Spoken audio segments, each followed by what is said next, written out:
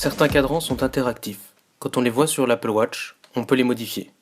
Par exemple, avec le cadran solaire, on peut changer l'heure avec la couronne digitale. On peut avancer dans le temps ou revenir en arrière, et on voit la course du soleil tout au long de la journée. En appuyant sur la couronne, on revient à l'heure en cours. Avec le cadran astronomie, on peut aussi avancer ou reculer dans le temps.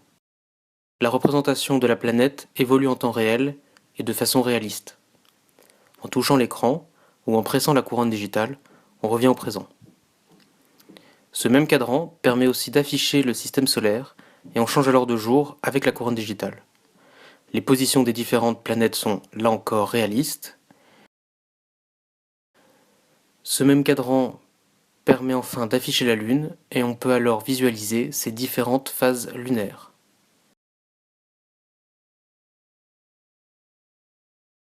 Le cadran en mouvement affiche un nouveau papillon, une nouvelle fleur ou une nouvelle méduse à chaque fois que l'on touche l'écran. L'Apple Watch contient 10 cadrans différents, mais on peut en personnaliser certains.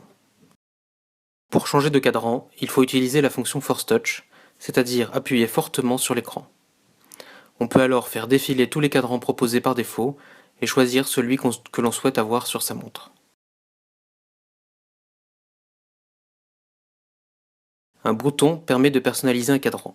L'interface affiche alors les zones que l'on peut modifier en vert, ici l'échelle du chronographe. On utilise la couronne digitale pour choisir parmi différentes options, en l'occurrence la quantité de données à afficher. La présence de points blancs en haut de l'écran indique qu'il y a d'autres options. Avec ce cadran, on peut glisser vers la gauche pour changer la couleur de fond et, par exemple, utiliser un fond blanc. Le troisième volet sert à ajouter au cadran d'autres informations complémentaires que l'on nomme complications en horlogerie. On peut ainsi afficher la météo, ses rendez-vous du jour ou bien encore l'activité physique réalisée aujourd'hui. Apple propose plusieurs options, mais on ne peut pas afficher n'importe quelle information n'importe où. Certains cadrans proposent moins d'options de personnalisation que celui-ci. Quand on est satisfait du résultat, on confirme les modifications en pressant la couronne digitale. Les complications sont aussi des raccourcis vers les applications qui fournissent les informations affichées. En touchant les prévisions météo par exemple, on ouvre l'application météo. L'Apple Watch ne permet pas encore d'installer un cadran totalement différent. En revanche, on peut modifier les cadrans et mémoriser des configurations.